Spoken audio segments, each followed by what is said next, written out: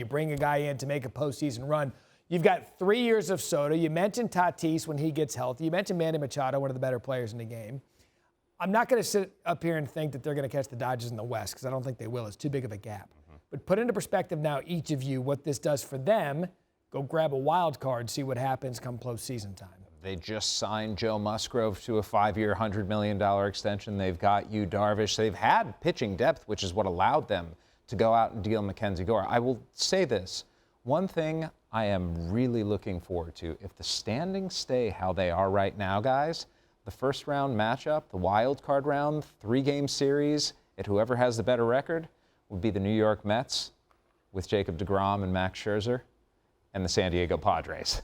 Can I cover that one? Hey, he's a Hall of Famer. He can cover what he wants. Right now, Padres 4.5 behind the Atlanta Braves for that wild card spot, that first wild card spot. It's going to be competitive throughout.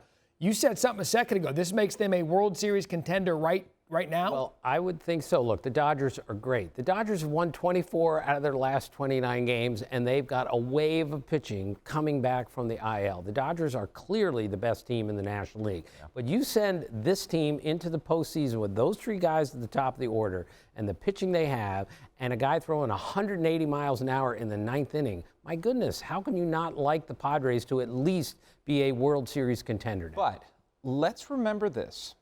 The Padres, for all of their excellence, all of their stardom, one thing that has hampered them in recent years is depth. And the question about major league depth on this team is why they are behind the Los Angeles Dodgers, why they're behind the Mets right now in the standings, behind Atlanta in the standings.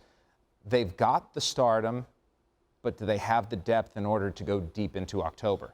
You said biggest trade package in MLB history. You and I were having a nice conversation before the show of putting this in perspective. Now that it's done, you believe that this has eclipsed anything we've ever seen? Well, Babe Ruth was sold to the Yankees when he was 25 years old. He was the best pitcher in the American League at the time, but he wasn't Babe Ruth yet. He wasn't the greatest hitter of all time yet. Alex Rodriguez was 25 years old when he went from Seattle to the Rangers, but he went as a free agent. That is different than this. Bryce Harper was 26 when he went from the Nationals to the Phillies. He was a free agent. This guy is 3 years away from free agency. That changes the equation, and that's why this is such a monumental trade. The closest analog we have to this is Miguel Cabrera going from the Florida Marlins to Detroit.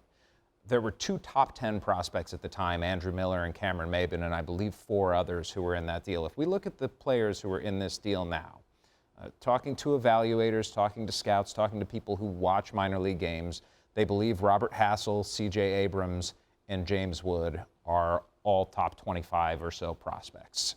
Mackenzie Gore was considered the best left-handed pitching prospect in baseball for a long time.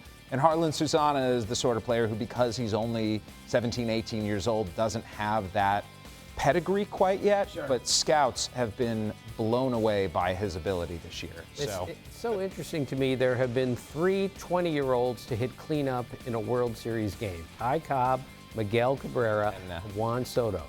So won a World Series. Today is an amazing day in baseball. And the Nationals, help me here, Jeff, they had a choice. They didn't have to trade him now. But I still think they could get more for him right now with 3 postseasons with the Padres than they could if they waited. We say 3 postseasons with the Padres, Tim. But let's not forget, I believe you called A.J. Preller a lunatic earlier in this segment. It was a compliment. Yes, that's right. Who knows if a year or 2 down the road, they can go and recoup some of the prospects if they trade Juan Soto one more time. That's the thing.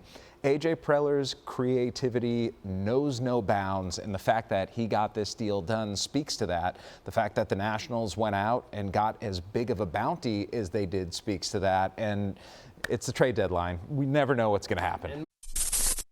Thanks for watching ESPN on YouTube. For live streaming sports and premium content, subscribe to ESPN+.